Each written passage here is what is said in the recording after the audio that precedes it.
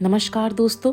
कहानी में अभी तक आपने सुना कि मनसाराम को यह पता चल जाता है कि उसके पिता मुंशी तोतेराम उसके चरित्र पर संदेह कर रहे हैं। यह पता लगने पर उसके मन को भीषण आघात पहुंचता है।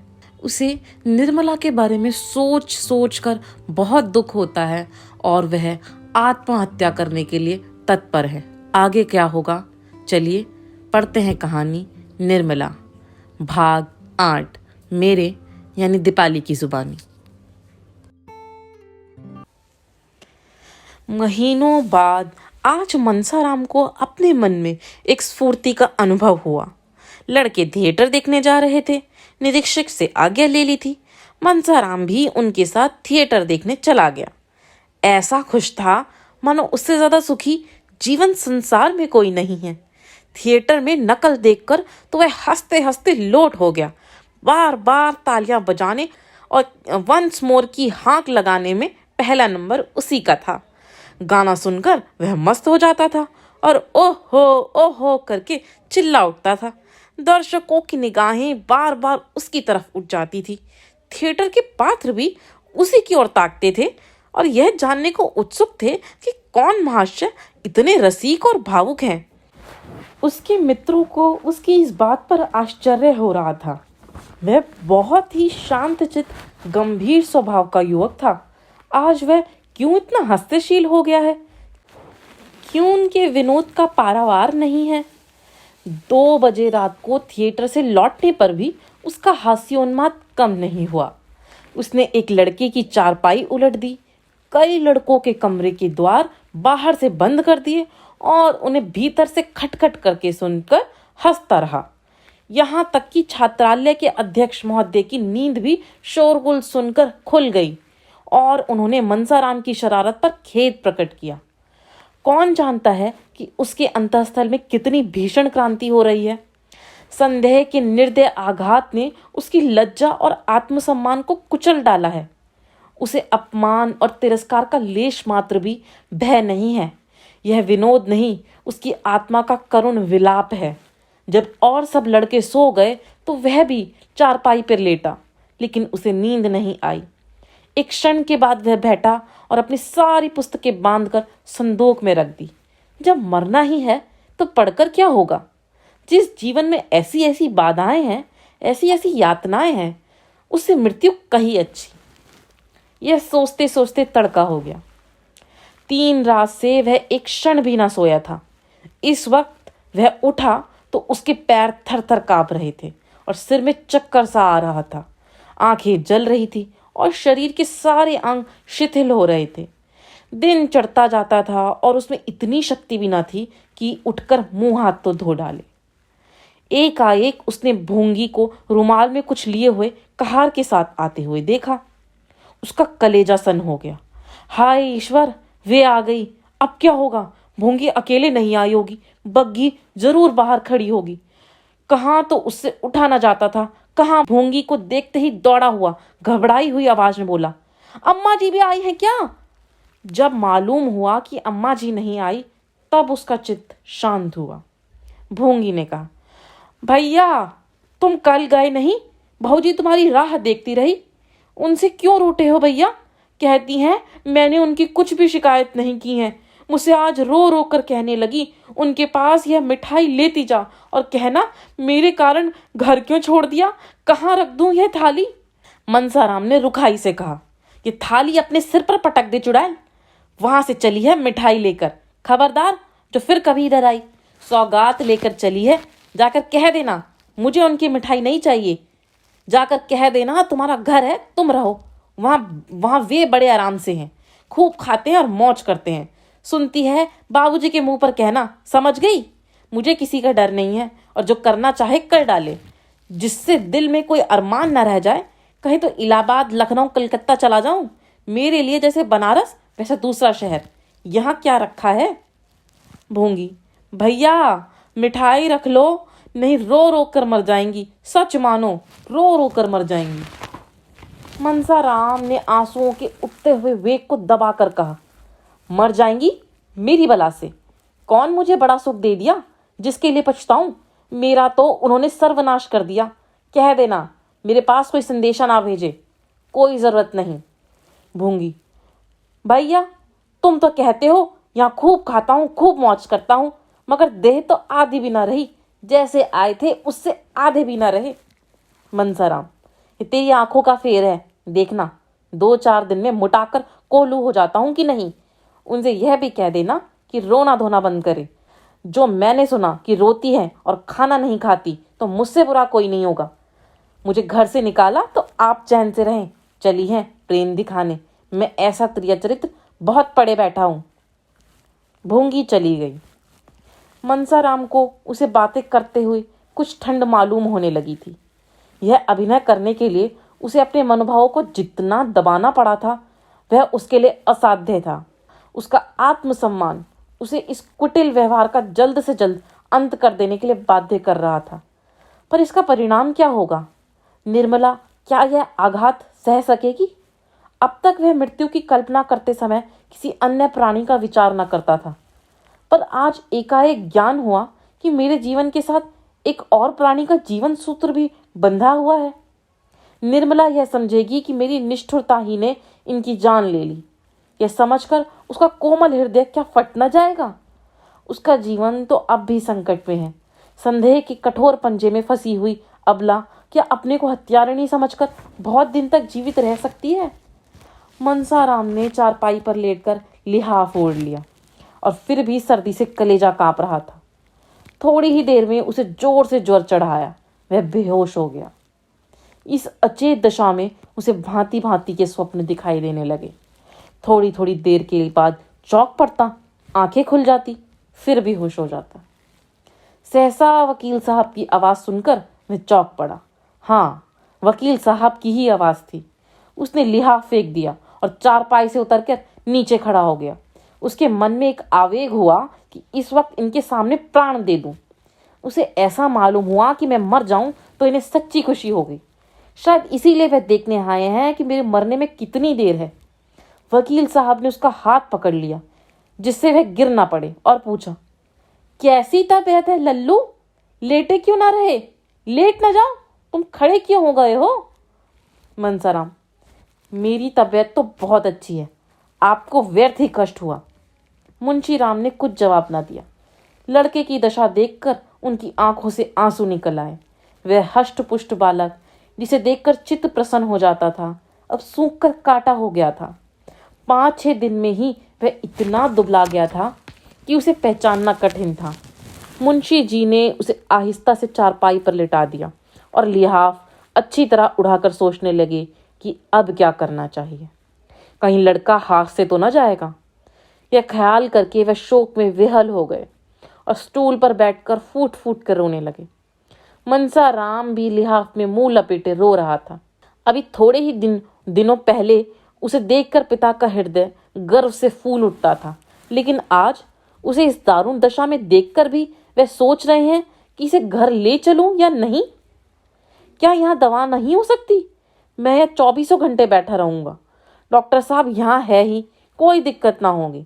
घर ले चलने में उन्हें बाधाएं ही बाधाएं दिखाई दे रही थी। सबसे बड़ा भय यह था कि वहाँ निर्मला इसके पास हरदम बैठी रहेगी और मैं मना न कर सकूंगा। यह उनके लिए असह्य था। इतने में अध्यक्ष ने आकर कहा, मैं तो समझता हूँ आप इन्हें अपने साथ ले जाएं। गाड़ी है ही, कोई तकलीफ न होगी। यहाँ अच्छी तरह देखभाल न हो सकेगी। मुंशी जी, हाँ, आया तो मैं इसी ख्याल से था, लेकिन इनकी हालत बहुत ही नाजुक मालूम होती है।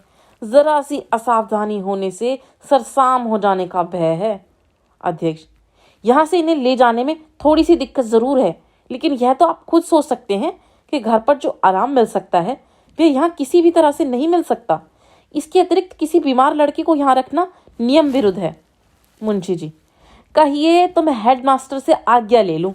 मुझे इनको यहाँ से इस हालत में ले जाना किसी तरह मुनासिब नहीं मालूम होता। अध्यक्ष ने हेडमास्टर का नाम सुना तो समझे कि यह महाशय धमकी दे रहे हैं।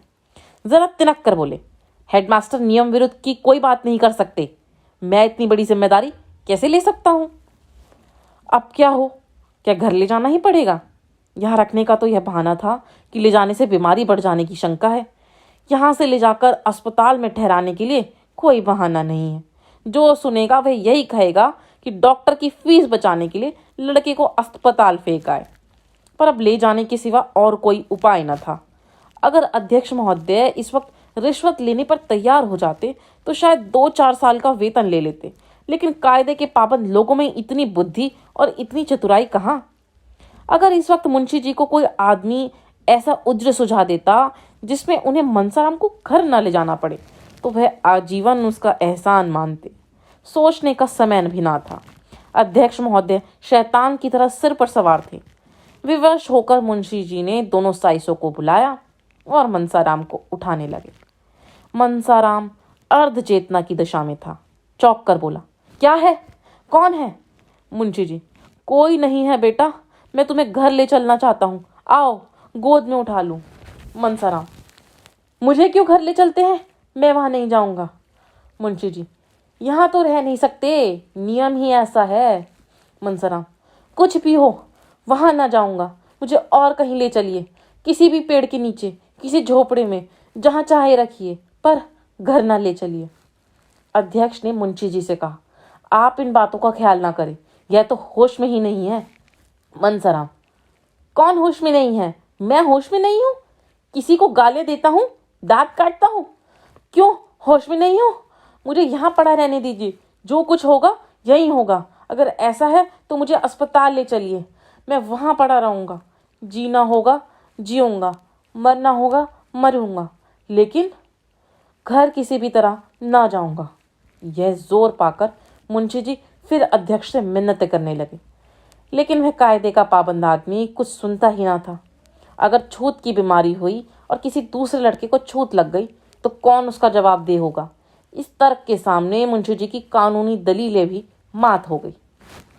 आखिर मुंशी जी ने मनसाराम से कहा, बेटा तुम्हें घर चलने से क्यों इनकार हो रहा है? वहाँ भी तो सभी तरह का आराम होगा। मुंशी जी ने कहने को तो ये बात कह दी, लेकिन डर रहे थे कि कहीं सचमुच मनसाराम चलने पर राजी ना हो जाए।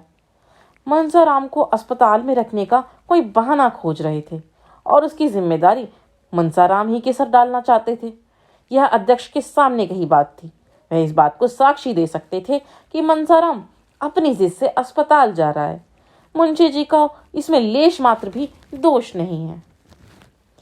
मनसाराम ने झल्ला कर कहा, नहीं नहीं, 100 बार नहीं, मैं घर नहीं जाऊंगा।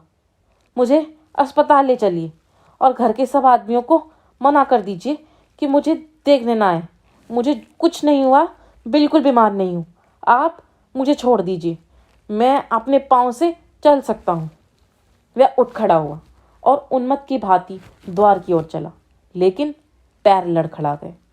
यदि मुंशी जी ने संभाल न लिया होता तो उसे बड़ी चोट आती। दोनों नौकरों की मदद से मुंशी जी ने उसे बग्घी के पास लाए और अंदर बिठा दिया। गाड़ी अस्पताल की ओर चली। वही हुआ जो मुंशी जी चाहते थे। इस शोक में भी उनका चित्त संतुष्ट था। लड़का अपनी इच्छा से अस्पताल जा रहा था। क्या यह इस बात का प्रमाण नहीं था कि घर में इसे कोई स्नेह नहीं है? क्या इससे यह सिद्ध नहीं होता कि मनसाराम निर्दोष है? वह उस पर अकारण ही भ्रम कर रहे थे। लेकिन जरा ही देर में इस तुष्टि की जगह उनके मन में ग्लानि का भाव जागृत हुआ। वह अपने प्राण प्रिय पुत्र को घर न ले जाकर अस्पताल लिए जा रहे थे। उनके विशाल भवन में उनके पुत्र के लिए जगह न थी, इस दशा में भी, जबकि उसका जीवन संकट में पड़ा हुआ था। कितनी विडंबना है। एक क्षण के बाद एकाएक मुंशी जी के मन में प्रश्न उठा, कहीं मनसाराम उनके भावों को ताड़ तो नहीं गया, इसलिए तो उसे घर से घृणा नहीं हो गई है।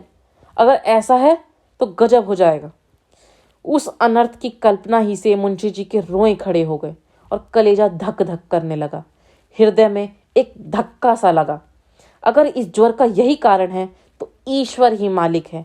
इस समय उनकी दशा अत्यंत दयनीय थी। वह आग जो उन्होंने अपने ठिठुरे हुए हाथों को सेकने के लिए जलाई थी, अब उनके घर में लगी जा रही थी। इस करुणा, शोक, पश्चाताप और शंका से उनका चित्त घबरा उठा। उनके गुप्त रोदन की ध्वनि बाहर निकल सकती तो सुनने वाले रो पड़ते। उनके आंसू बाहर निकल सकते तो उनका तार बंध जाता। उन्होंने पुत्र के वर्णहीन मुख की ओर एक बार वात्सल्यपूर्ण नेत्रों से देखा, वेदना से विकल होकर उसे छाती से लगा लिया और इतना रोए कि हिचकी बंध गई। मुंशी तोताराम संध्या समय कचहरी से घर पहुंचे तो निर्मला ने पूछा, उन्हें देखा? क्या हाल है? मुंशी जी ने देखा कि निर्मला के मुख पर नाम मात्र को भी शोक या चिंता का चिन्ह नहीं है। उसका बनाव श्रृंगार और दिनों से भी कुछ गाढ़ा हुआ है।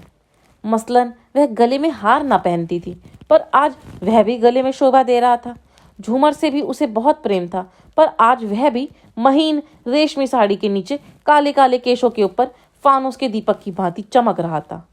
मुंशी जी ने मुंह फेर कर कहा, बीमार है, और क्या हाल बताऊं निर्मला? तुम तो उन्हें यहाँ लाने गए थे। मुंशी जी ने झुंझला कर कहा, वह नहीं आता तो क्या मैं जबरदस्ती उठा लाता? कितना समझाया था कि बेटा घर चलो, वहां तुम्हें कोई तकलीफ ना होने पाएगी, लेकिन घर का नाम सुनकर उसे जैसे दूना ज्वर हो जाता था। कहने लगा, मैं यहाँ मर जाऊंगा लेकिन घर न जाऊंगा। आखिर मजबूर होकर अस्पताल पहुंचाया, और क्या करता। रुक्मणी भी आकर बरामदे में खड़ी हो गई, बोली, वह जन्म का हठी है, यहाँ किसी तरह ना आएगा, और यह भी देख लेना वहां अच्छा भी ना होगा। मुंशी जी ने कातर स्वर में कहा, तुम 2-4 दिन के लिए वहां चली जाओ तो बड़ा अच्छा हो बहन। तुम्हारे रहने से उसे तस्कीन होती रहेगी। मेरी बहन, मेरी यह विनय मान लो।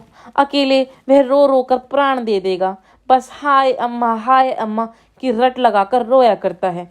मैं वहीं जा रहा हूँ, मेरे साथ ही चल लो। उसकी दशा अच्छी नहीं बहन, वह सूरत ही नहीं रही। देखें ईश्वर क्या करते हैं। यह कहते कहते मुंशी जी की आंखों से आंसू बहने लगे, लेकिन रुक्मणी अविचलित भाव से बोली, मैं जाने को तैयार हूँ। मेरे वहां रहने से अगर मेरे लाल के प्राण बच जाए तो मैं सिर के बल दौड़ी जाऊं, लेकिन मेरा कहना गिरह में बांध लो भैया। वहां वह अच्छा ना होगा। मैं उसे खूब पहचानती हूँ। उसे कोई बीमारी नहीं है, केवल घर से निकाले जाने का शौक है। यही दुख ज्वर के रूप में प्रकट हुआ है। तुम एक नहीं लाख दवा करो, सिविल सर्जन को ही क्यों ना दिखाओ, उसे कोई दवा असर ना करेगी। मुंशी जी, बहन उसे घर से निकाला किसने है? मैं तो केवल उसकी पढ़ाई के ख्याल से ही उसे वहां भेजा था। रुक्मणी, तुमने चाहे जिस ख्याल से भेजा हो, लेकिन यह बात उसे लग गई है। मैं तो अब किसी गिनती में नहीं हूँ। मुझे किसी बात में बोलने का अधिकार नहीं। मालिक तुम, मालकिन तुम्हारी स्त्री। मैं तो केवल तुम्हारी रोटियों पर पड़ी हुई अभागिन विधवा हूँ। मेरी कौन सुनेगा, कौन परवाह करेगा? लेकिन बिना बोले रहा नहीं जाता। मनसा राम तभी अच्छा होगा जब घर आएगा, जब तुम्हारा हृदय वही हो जाएगा जो पहले था। यह कहकर रुक्मणी वहां से चली गई। उनकी ज्योतिहीन पर अनुभवपूर्ण आंखों के सामने जो चरित्र हो रहे थे, उनका रहस्य खूब समझती थी, और उनका सारा क्रोध निरपराधनी निर्मला पर ही उतरता था। इस समय भी वह कहते कहते रुक गई कि जब तक यह लक्ष्मी इस घर में रहेगी, इस घर की दशा बिगड़ती ही जाएगी। उसको प्रकट रूप से न कहने पर भी उसका आशय मुंशी जी से छिपा नहीं रहा। उनके चले जाने पर मुंशी जी ने सिर झुका लिया और सोचने लगे। उन्हें अपने ऊपर इस समय इतना क्रोध आ रहा था कि दीवार से सिर पटक पटक कर प्राणों का अंत कर दे। उन्होंने क्यों विवाह किया था? विवाह करने की क्या जरूरत थी? ईश्वर ने उन्हें एक नहीं 3-3 पुत्र दिए थे। उनकी अवस्था भी 50 के लगभग पहुंच गई थी। फिर उन्होंने क्यों विवाह किया? क्या इसी बहाने ईश्वर को उनका सर्वनाश करना मंजूर था? उन्होंने सिर उठाकर एक बार निर्मला की साहस पर निश्चल मूर्ति देखी और अस्पताल चले गए। निर्मला की सही छवि ने उनका चित्त शांत कर दिया था। आज कई दिनों बाद उन्हें यह शांति मयस्सर हुई थी। प्रेम पीड़ित हृदय इस दशा में क्या इतना शांत और अविचलित रह सकता है? नहीं, कभी नहीं। हृदय की चोट भाव कौशल से नहीं छिपाई जा सकती। अपने चित्त की दुर्बलता पर इस समय उन्हें अत्यंत क्षोभ हुआ। उन्होंने अकारण ही संदेह को हृदय में स्थान देकर इतना अनर्थ किया। मनसाराम की ओर से भी उनका मन निशंक हो गया। हाँ, उसकी जगह अब एक नई शंका उत्पन्न हो गई। क्या मनसाराम भाप तो नहीं गया?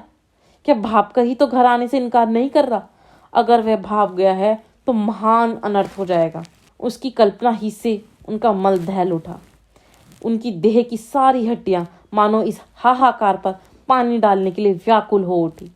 उन्होंने कोचवान से घोड़े को तेज चलाने को कहा। आज कई दिनों के बाद उनके हृदय मंडल पर छाया हुआ सघन घन फट गया था और प्रकाश की लहरें अंदर से निकलने के लिए व्यग्र हो रही थी।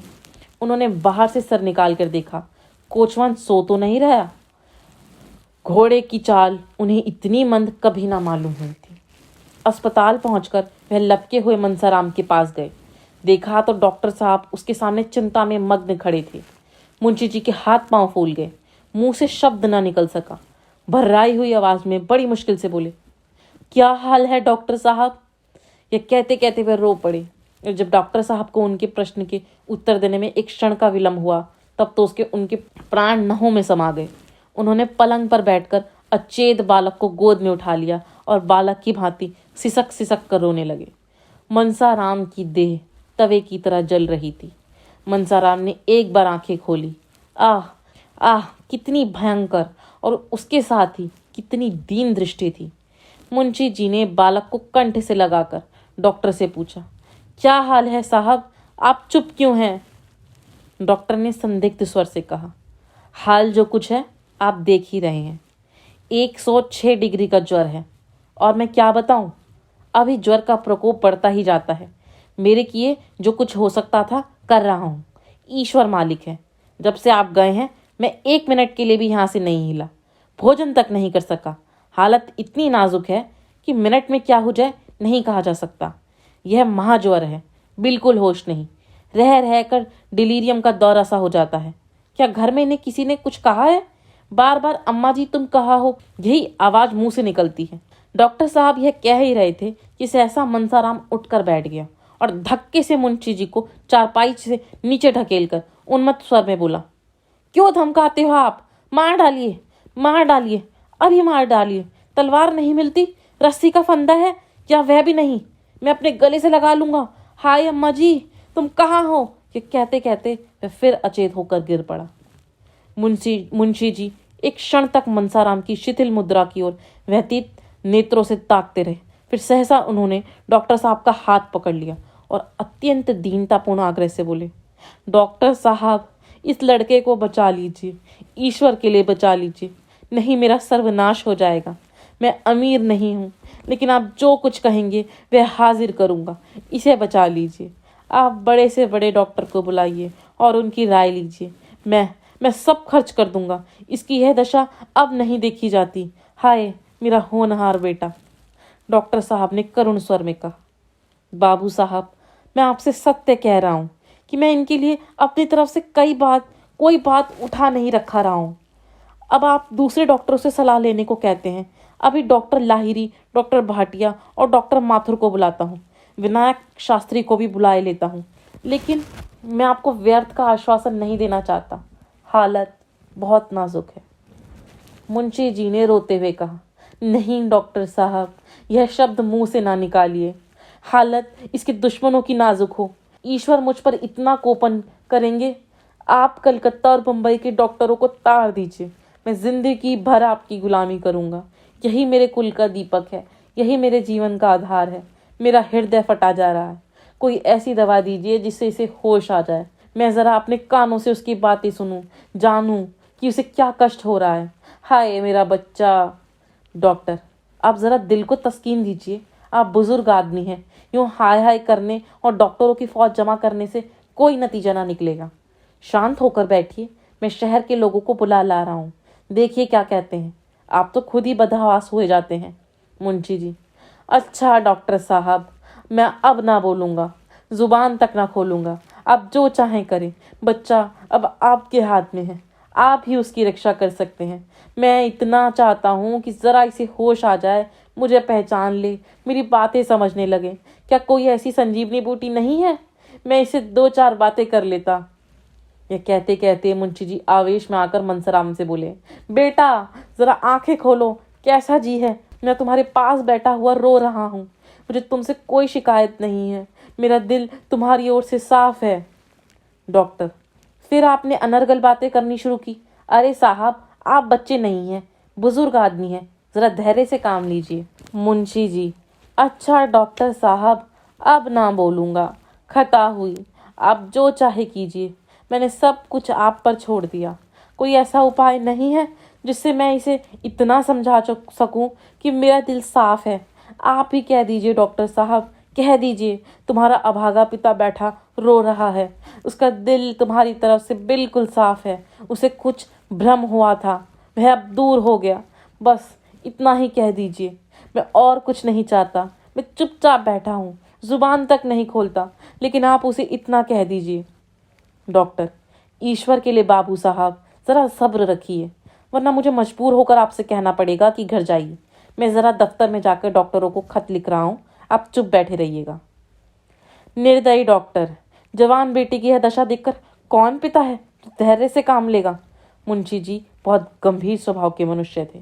यह भी जानते थे कि इस वक्त हाय हाय मचाने से कोई नतीजा नहीं, लेकिन फिर भी इस समय शांत बैठना उनके लिए असंभव था। मगर दैव गति से यह बीमारी होती तो वे शांत हो सकते थे, दूसरों को समझा सकते थे, खुद डॉक्टरों को बुला सकते थे। लेकिन क्या यह सब आग मेरी ही लगाई हुई है? कोई पिता इतना वज्र हृदय कैसे हो सकता है? उनका रोम रोम इस समय उन्हें धिक्कार रहा था। उन्होंने सोचा, मुझे यह दुर्भावना उत्पन्न ही क्यों हुई? मैंने क्यों बिना किसी प्रत्यक्ष प्रमाण के ऐसी भीषण कल्पना कर डाली? अच्छा, मुझे उस दिशा में क्या करना चाहिए था? जो कुछ उन्होंने किया उसके सिवा वह और क्या करते इसका निश्चय न कर सकते। वास्तव में वह विवाह के बंधन में पड़ना ही अपने पैरों पे कुल्हाड़ी मारना था। हाँ, यही सारे उपद्रव की जड़ है। इन्हीं विचारों में पड़े पड़े मुंशी जी को एक झपकी आ गई। मन के भाव ने तत्काल स्वप्न का रूप धारण कर लिया। क्या देखते हैं कि उनकी पहली स्त्री मनसाराम के सामने खड़ी कह रही है, स्वामी, यह तुमने क्या किया? जिस बालक को मैंने अपना रक्त पिला पिलाकर पाला, उसको तुमने इतनी निर्दयता से मार डाला। ऐसे आदर्श चरित्र बालक पर तुमने इतना घोर कलंक लगा दिया। अब बैठे क्या बिसुरते हो? तुमने उससे हाथ धो लिए, मैं तुम्हारे निर्दय हाथों से छीनकर उसे अपने साथ लिए जाती हूँ। तुम तो इतने शक्की कभी ना थे। क्या विवाह करते ही शक को भी गले बांध लाए? इस कोमल हृदय पर इतना कठोर आघात, इतना भीषण कलंक, इतना बड़ा अपमान सहकर जीने वाले कोई बेहया होंगे? मेरा बेटा नहीं सह सकता। यह कहते कहते उसने बालक को गोद में उठा लिया और चली। मुंशी जी रोते हुए उसकी गोद से मनसाराम को छीनने के लिए हाथ बढ़ा रहे थे तो आंख खुल गई और डॉक्टर लाहिरी, डॉक्टर भाटिया आदि दर्जन डॉक्टर उनके सामने खड़े दिखाई दिए। इस कहानी के अन्य भाग सुनने के लिए जुड़े रहिए मेरे चैनल राहें कहानियों की के साथ। अगर आपको यह वीडियो अच्छी लगी है तो इस वीडियो को लाइक करिए, सब्सक्राइब करिए मेरे चैनल को और सुनते रहिए एक कहानी दीपाली की जुबानी।